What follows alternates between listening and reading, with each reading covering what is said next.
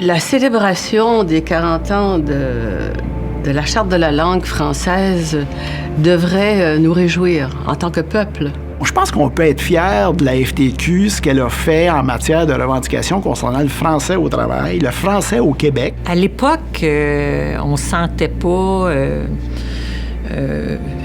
aucune volonté de francisation dans aucun secteur. Mon Dieu, là, l'anglais était dominant. Je me souviens qu'en assemblée syndicale, de temps à autre, il fallait dire, vous n'oubliez pas d'envoyer quelqu'un de bilingue. Envoyer des gens à la table de négociation qui vont être capables de maîtriser la langue du patron, la langue du boss. Puis à un moment donné, on a mis notre pied à terre et on a dit, écoutez, là, on négociera plus en anglais. Il faut que ça se passe en français au Québec.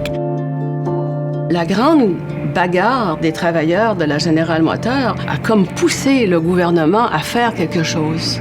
Et a suivi la Charte en 1977, qui est venue véritablement consacrer le français comme langue d'enseignement, comme langue de service public, comme langue de travail et comme langue d'affichage.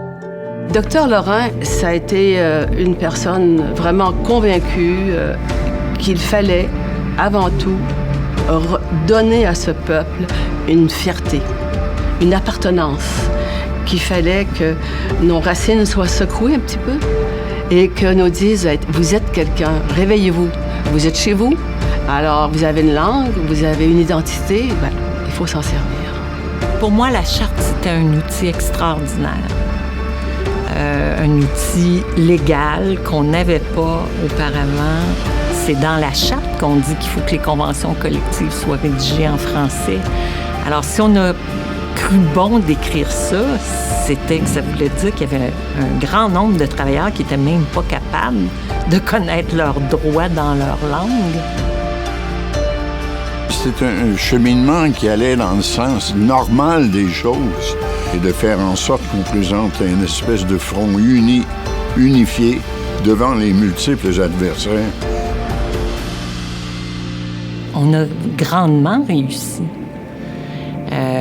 Mais le problème, c'est que la situation ne restera pas telle qu'elle est.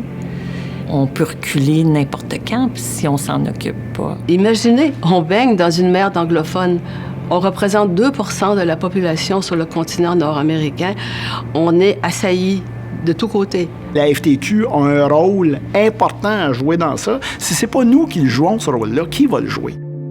Il faut poursuivre les luttes qu'on a menées, il faut poursuivre les revendications, il faut poursuivre notre implication dans l'ensemble des milieux de travail.